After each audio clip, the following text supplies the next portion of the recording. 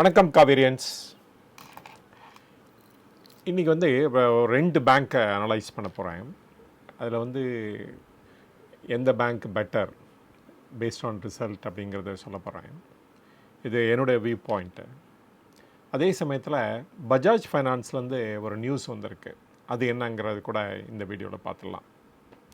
First Bajaj finance இன்றைக்கி board meeting நடக்க போகுது. இந்த போர்ட் மீட்டிங்கில் அவங்க வந்து ரெண்டு முக்கியமான டெசிஷன் எடுக்க போகிறாங்க. ஒன்று வந்து ஸ்ப்ளிட் பண்ணுறதா இருக்காங்க அவங்களுடைய ஈக்விட்டி ஷேரை.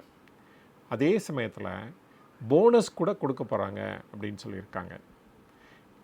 ஆஸ் யூஷுவல் அவங்களோட ரிசல்ட்ஸ் கூட இன்றைக்கி பப்ளிஷ் ஆக போகுது. ஸோ ஏற்கனவே அவங்களோட கம்பெனியோட ஷேர் வந்து ஃபேஸ் வேல்யூ வந்து ₹2.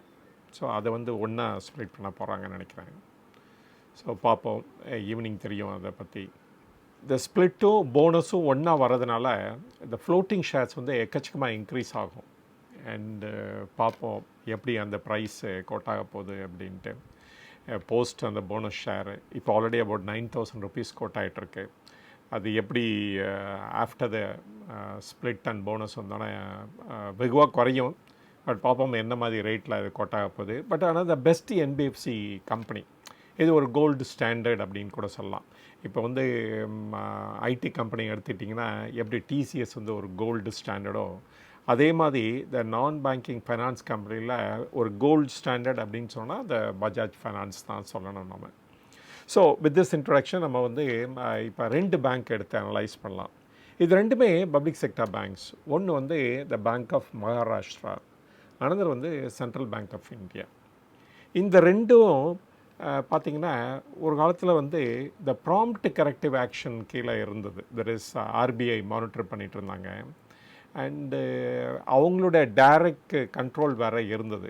அந்த ரெண்டு பேங்க்கும் அந்த இதுலேருந்து விடுபட்டு வந்துட்டாங்க இப்போ அப்படின்னு சொல்லணும். அண்டு நல்லாவும் பண்ண ஆரம்பிச்சிருக்காங்க. பட் இந்த போதுமா அப்படின்னு பார்த்தோம் அப்படின்னா போதாதுன்னு தான் நான் நினைக்கிறேன். இன்னும் வந்து லாங் வே டு கோ அப்படின்னு தான் சொல்லணும். இந்த போத் பேங்க்ஸோட ரிசல்ட்ஸ் வந்து செப்பரேட்டாக போட்டிருக்கேன், இந்த வீடியோவிலே அட்டாச் ஆகிருக்கு, நீங்கள் பார்த்து தெரிஞ்சுக்கலாம். அதே சமயத்தில் இந்த ரெண்டு பேங்க்கோட கம்பேரிசன் மட்டும் இப்போ பார்க்க போகிறோம். ஏன்னா வீடியோ வந்து ஒரு 12 to 13 மினிட்ஸில் முடிச்சாகணும்ல, அதுக்காக. அப்புறம் கடைசியாக சொல்லலாம் எந்த பேங்க் பெட்டர் அப்படின்ட்டு. பட் ஆனால் பெட்டர் அப்படின்னா அது ஒரு ரெக்கமெண்டேஷனாக எடுத்துக்காதீங்க. இது only for education and information purpose தான். நான் வந்து ஒரு செபி ரிஜிஸ்டர்ட் அட்வைசர் இல்லை. இதை வந்து மனசில் வச்சுக்கிட்டு அப்புறம் டிசைட் பண்ணுங்கள். அண்டு ரெண்டு பேங்க்கும் நிறைய கரெக்டாக இருக்குது. இந்த கரெக்ஷன் வேவில் வந்து பார்த்திங்கன்னா 71, 72 ரெண்டு பேங்க்கும் ஹையஸ்ட்டு கோட் பண்ண ப்ரைஸு. இப்போ வந்து bank of Maharashtra slightly better, about 51, 52 அது மாதிரி கோட் ஆகிட்டுருக்கு. இது வந்து அபவுட் ₹38 கோட் ஆகிட்டுருக்கு சென்ட்ரல் பேங்க்கு. அண்டு ஸோ ஜாஸ்தி கரெக்டானது பார்த்திங்கன்னா சென்ட்ரல் பேங்க்கு. டோட்டல் டெபாசிட் வைஸ் பார்த்திங்கன்னா 4,12,000 crores வந்து சென்ட்ரல் பேங்க்கிட்டையும் அண்டு 3,07,000 crores வந்து bank of Maharashtra. So deposit wise பார்த்திங்கன்னா சென்ட்ரல் பேங்க் தான் leader. And definitely central bank அப்படின்னா தி பப்ளிக் செக்டர் பேங்க்ஸ்ன்னு எடுத்துட்டிங்கன்னா இன் ஜென்ரல் உங்களுக்கு ஈஸியாக வந்து அட்ராக்ட் ஆகிடும் டெபாசிட்டுக்கு. ஸோ ஏன்னா இந்த கவர்மெண்ட்டோட பேக்கிங் இருக்கிறனால அண்ட் சப்போர்ட் இருக்கிறனால அதில் வந்து நிறைய டெபாசிட் வந்து வர்றதுக்கு சான்சஸ் உண்டு. அண்ட் மறுவர் எல்லா இடத்துலையும் வச்சுருப்பாங்க வேறு பிரான்ச்சஸ்ஸு. அதனாலேயும் நிறைய டெபாசிட் வந்து இந்த பேங்க்குக்கு வர்றது உண்டு அப்படின்னு சொல்லிடலாம் நம்ம. அட்வான்ஸஸ் பார்த்திங்க அப்படின்னா 2,90,000 crores வரைக்கும் சென்ட்ரல் பேங்க் கொடுத்துருக்காங்க. இவங்க வந்து 2,39,000 crores கொடுத்துருக்காங்க அட்வான்ஸ். அப்போ இந்த சிடி ரேஷியோ பார்த்திங்கன்னா ஆர்பிஐ சொன்னது 75% வரைக்கும் கொடுக்கலாம். பட் சென்ட்ரல் பேங்க் வந்து 70 தான் கொடுத்துருக்காங்க. அவங்க யூட்டிலைஸ் பண்ணல, அவங்களுடைய என்டையர் டெபாசிட்டை ப்ராப்பராக யூட்டிலைஸ் பண்ணல அப்படின்னு தான் சொல்லணும். அண்டு இவங்க வந்து 75க்கு மேலேயும் போயிட்டாங்க, 78% வரைக்கும் போயிருக்காங்க. இதே ஒரு காரணம்னு சொல்லலாம் எப்படி இவங்களால ஸ்லைட்டாக பெட்டர் பர்ஃபார்ம் பண்ண முடியுது கம்பேர்ட் டு சென்ட்ரல் பேங்க் அப்படிங்கிறத கூட சொல்லலாம். அப்புறம் ரிட்டைல் நவடேஸ் வந்து இவங்க கார்ப்பரேட் லெண்டிங்க்கு விட்டுட்டு எங்கே கான்சன்ட்ரேட் பண்ணுறாங்க அப்படின்னு பார்த்தீங்க அப்படின்னா more of the retail, unsecured loan அந்த மாதிரி ஏரியாவில் தான் ஃபோக்கஸ் பண்ணிகிட்ருக்காங்க. ஏன் அப்படின்னா இப்போ கார்ப்பரேட்டை வந்து முன்னாடி லெண்ட் பண்ணிட்டு இருந்தாங்க, நிறைய டிஃபால்ட் அண்ட் என்பிஏ வந்தனால அதில் வந்து நிறைய பேர் எல்லாருமே ஷிஃப்ட் பண்ணிட்டாங்க அப்படின்னு சொல்லணும். டு ரிட்டைல் லெண்டிங்க்கோ அன்செக்யூர்ட் லெண்டிங்க்கோ ஷிஃப்ட் பண்ணிட்டாங்கன்ட்டு. பட் எம்எஸ்எம்இ லெண்டிங் வந்து கண்டினியூ பண்ணிகிட்டு இருக்காங்க. ஏன்னா அது கவர்மெண்ட்டோட கேரண்டீஸ் வேறு இருக்குது. அதில் the net interest income பார்த்திங்கன்னா 3,399 crores அதில் ஃபார் சென்ட்ரல் பேங்க்கோ அண்ட் 3,116 crores வந்து பேங்க் ஆஃப் மகாராஷ்டிரா. ஸோ இதுலேருந்து தெரிஞ்சுக்கலாம் நம்ம எப்படி வந்து இவங்க வந்து அந்த bank of Maharashtra lesser deposit வச்சுருந்தோம், அதனால் லெசர் லோன் கொடுத்தும் நிறைய ஏர்ன் பண்ணுறாங்க அப்படிங்கிறத. தேர்ஃபோர் வி கேன் இமீடியட்டாக கன்க்ளூட் பண்ணலாம். The higher interest bearing loan வந்து நிறைய பேங்க் ஆஃப் மகாராஷ்டிரா கொடுத்துருக்காங்க அப்படின்னு சொல்லலாம். நம்ம நெட் இன்ட்ரெஸ்ட் மார்ஜின் பார்த்திங்கன்னா அகெயின் பேங்க் ஆஃப் மகாராஷ்டிரா தான் பெட்டர் அட் 4%. அண்டு பட் இவங்க வந்து சென்ட்ரல் பேங்க் பார்த்திங்கன்னா 3.17% தான் இருக்குது. இந்த இதில் வந்து நம்ம இன்னொன்று பார்க்க வேண்டியது இருக்குது. என்னென்னா இப்போ வந்து டெபாசிட் ரேலாம் குறைய போகுது, இன்ட்ரெஸ்ட்டு டு டெபாசிட்டர்ஸ்க்கு. ஏன்னா ரெப்போ ரேட்டு குறைய ஆரம்பிச்சிருச்சு. கொஞ்சம் டைம் ஆகும், பட் ஆனால் ஃப்யூச்சரில் வந்து இந்த டெபாசிட் குறையிறதுக்கு கிரேட்டர் சான்சஸ் இருக்குது. ஏன்னா ஜூன் மாதத்தில் ஒன் மோர் மீட்டிங் இருக்குது ஆர்பிஐ. அந்த டைமில் ஃபர்தராக கூட இன்ட்ரெஸ்ட் ரேட்டை குறைக்கலாம். ஏன் அப்படின்னா இந்த இன்ஃப்ளேஷன் குறைஞ்சிட்டே வந்துட்டுருக்கு. அதனால் வந்து ஃபர்தராக இன்ட்ரெஸ்ட் குறையும் கூட நம்ம நிறைய பேர் எதிர்பார்த்துட்ருக்காங்க.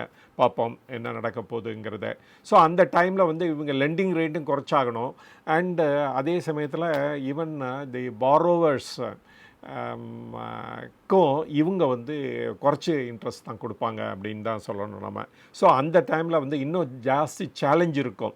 ஏன்னா லெஸ் இன்ட்ரெஸ்ட் வர இப்போ ஷேர் மார்க்கெட் நல்லா இருக்கிற பட்சத்தில் இந்த டெபாசிட்டர்ஸ்லாம் அங்கே ஷிஃப்ட் பண்ணாலும் பண்ணுவாங்க. அண்ட் அதனால் வந்து இவங்களுக்கு டெபாசிட் வரதும் ஃபர்தராக குறையும் அப்படின்னு தான் சொல்லலாம் நம்ம. நெட் ப்ராஃபிட் பார்த்திங்கன்னா 1,034 crores and central bank first time தை கிராஸ்டுன்னு சொல்லலாம். அண்டு இவங்க வந்து 1,493 crores. க்ரோஸ் என்பிஏ பார்த்திங்கன்னா ஃபார் சென்ட்ரல் பேங்க் வந்து ஸ்டில் அபவுட் 3.18, ரொம்ப ஹை பர்சன்டேஜ் தான் அப்படின்னு சொல்லணும். நார்மலாக அபவுட் 1.5 to 2 இருக்க ரீசனபிள் அப்படின்னு சொல்லலாம் நம்ம. பட் வந்து இதெல்லாம் ஒரு லெகசி ஃபேக்டர். முன்னாடி கொடுத்த அந்த டிஃபால்ட் இன்னும் கேரி ஓவர் ஆகிட்டுருக்குன்னு தான் சொல்லணும். பட் அதே சமயத்தில் இவங்க வந்து வெகுவாக குறைச்சிட்டாங்க. பேங்க் ஆஃப் மகாராஷ்டிரா 1.74 தான் இருக்குது. இந்த காஸ்ட் டு இன்கம் பார்த்திங்கன்னா சென்ட்ரல் பேங்க்குக்கு ரொம்ப high, almost twice of bank of Maharashtra அப்படின்னு சொல்லலாம். 61 ரூபா ஸ்பெண்ட் பண்ணுறாங்க 100 ரூபா ஏர்ன் பண்ணுறதுக்கு. இது வந்து மோர் பப்ளிக் செக்டாருக்கே இருக்கிற யூனிக் ஃபீச்சர் அப்படின்னு சொல்லலாம். அங்கே வந்து எக்ஸ்பெண்டிச்சர் ஜாஸ்தியாக தான் இருக்கும், நிறைய பிரான்ச்சஸ் வேறு இருக்கும். சம்டைம்ஸ் வந்து அன்வயபிள் பிரான்ச்சஸ் கூட அவங்க ரன் பண்ணிட்டு தான் இருப்பாங்கன்னு கூட சொல்லலாம். பட் பேங்க் ஆஃப் மகாராஷ்டிரா பார்த்திங்கன்னா ஒரு ரீசனபிளாக ரீச் பண்ணியிருக்காங்கன்னு சொல்லலாம். பட் அதர் பெஸ்ட் இந்த இண்டஸ்ட்ரின்னு கூட சொல்லலாம். 38 rupees தான் அவங்களுடைய காஸ்ட் டு இன்கம். அப்புறம் கிரெடிட் காஸ்ட் ரெண்டு பேருக்குமே ரொம்ப ஹை. இவங்களுக்கு வந்து 121 basis points, இவங்களுக்கு 124 basis points. இது என்ன அப்படின்னா எவ்வளோ ப்ரொவிஷன்ஸ் போடுறாங்க அகெயின்ஸ்ட் தர் அட்வான்சஸ் அப்படின்ட்டு அதை தான் கால்குலேட் பண்ணுறது. அப்போ அட்வான்சஸ் இன்க்ரீஸ் ஆக இந்த கிரெடிட் காஸ்ட்டும் இன்க்ரீஸ் ஆகிட்டே போகும்.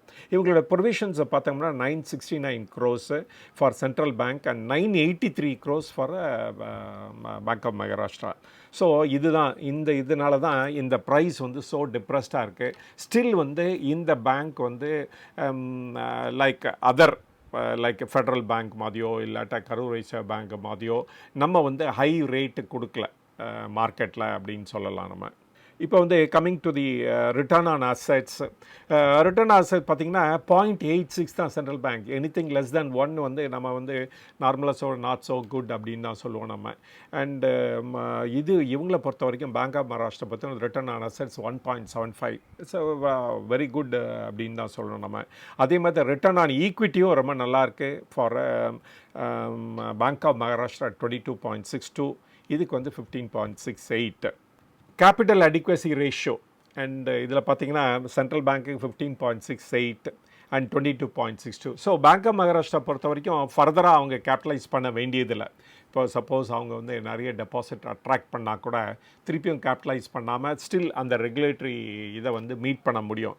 ஆனால் அந்த ரெகுலேஷன் படி இவங்கெல்லாம் வந்து 11.5% அதை மினிமம் மெயின்டைன் பண்ணோம். 100 ரூபா அவங்க லெண்ட் பண்ணுறாங்க அப்படின்னா அட்லீஸ்ட் 11.5% இவங்க கேபிட்டல் வச்சுருக்கணும். அதுதான் வந்து இந்த கேபிட்டல் அடிக்வசி சொல்கிற மெசேஜ். அப்புறம் இந்த market price and book value and price to book இது வந்து ஒரு இம்பார்ட்டன்ட் மெட்ரிக்காக நம்ம பார்க்குறது உண்டு. ஸோ அது என்னன்னு பார்த்தோம் அப்படின்னா புக் வேல்யூ பர் ஷேர் வந்து சென்ட்ரல் பேங்க்கு 35 தான், அது கோட் ஆகிட்டு இருக்குது அபவுட் 38. ரீசனபிள் அப்படின்னு தான் சொல்லிட்டு போயிடலாம். இதுக்கு மேலே இது வந்து வேல்யூ பண்ண முடியுமா அப்படின்னா என்னை பொறுத்த வரைக்கும் இதோட வேல்யூ இதுக்கு மேலே ரைஸ் ஆகிறது நாட் அக்செப்டபிள் அப்படின்னு தான் நான் சொல்லுவேன் நான். அப்புறம் இவங்கள பார்த்திங்கன்னா இந்த எஸ்டிமேட்டட் தான் கொடுத்துருக்காங்க அபவுட் 33.65 ஃபார் இது. பட் வந்து இதை கோட் ஆகிட்டுருக்கு பார்த்திங்கன்னா 51 ரூபா. அதனால் ரொம்ப ஜாஸ்தியாக தான் இது கோட் ஆகிட்டுருக்கு அப்படின்னு சொல்லலாம். 1.5 டைம்ஸில் கோட் ஆகிட்டுருக்கு. இந்த ப்ரைஸ் டு புக் பார்த்திங்கன்னா 1.06 ஃபார் சென்ட்ரல் பேங்க்கும் 1.38 டைம்ஸ் வந்து ஃபார் பேங்க் ஆஃப் மகாராஷ்டிராவும் கோட் ஆகிட்டுருக்கு. ஸோ இப்போதைக்கு ப்ரொவைல் பண்ணுற ப்ரைஸ் பார்த்தா அண்ட் பேங்க் ஆஃப் மகாராஷ்டிரா வந்து ஸ்லைட்டாக ஹையராகவும் இருக்குது. அண்ட் அதே சமயத்தில் சென்ட்ரல் பேங்க் பார்த்திங்கன்னா ஐ திங்க் ரீசனபிளி ப்ரைஸ்ட் அப்படின்னு சொல்லலாம். ஏன்னா அவங்களோட ஃபண்டமெண்டல்ஸில் இன்னும் வந்து அசட் குவாலிட்டியில் இன்னும் இம்ப்ரூவ்மெண்ட் தேவை அப்படின்னு தான் நம்ம சொல்லணும். அண்ட் அது கிரெடிட் காஸ்ட்டும் ரொம்ப ஹையாக இருக்குது, ஜிஎன்பியும் ஹையாக இருக்குது. அண்டு இவங்களோட காஸ்ட் இன்கம் கூட ரொம்ப ஹையாக தான் இருக்குது. அண்டு த சிடி ரேஷியோ இதோ ஆர்பிஐ நார்ம்ஸுக்கு ஆர் டைரக்ஷனுக்கு வந்து இவங்க வந்து உடன்பட்டாலும் பட் ஸ்டில் அது வந்து 70ங்கிறது ரொம்ப லோவாக தான் இருக்குது. ஸோ அந்த அதர் ஹேண்ட் இவங்க வந்து 78% வரைக்கும் கொடுத்துருக்காங்க அவங்க டெபாசிட்டில். இது வந்து கான்ட்ரிபியூட்டட் அவங்களோட பெட்டர் பர்ஃபார்மன்ஸுக்கு அப்படின்னு கூட சொல்லலாம். ஆனால் ரெண்டு பேரும் லாங் வே டு கேட்ச் அப்னு தான் சொல்லணும். ஏன் அப்படின்னா இன்னும் ப்ரொவிஷன்ஸ் வந்து ரொம்ப ஹையாக தான் போட்டுட்ருக்காங்க ரெண்டு பேருமே அப்படின்னு சொல்லணும். இது வரைக்கும் இந்த வீடியோ பார்த்ததுக்கு ரொம்ப நன்றி. பிடிச்சா லைக் பண்ணுங்கள் அண்டு உங்கள் ஃப்ரெண்ட்ஸோடு ஷேர் பண்ணுங்கள். அண்டு சப்ஸ்கிரைபர் இல்லாமல் இருந்தீங்க அப்படின்னா சப்ஸ்கிரைப் பண்ணிவிட்டு பாருங்கள். மீண்டும் சந்திப்போம். வணக்கம்.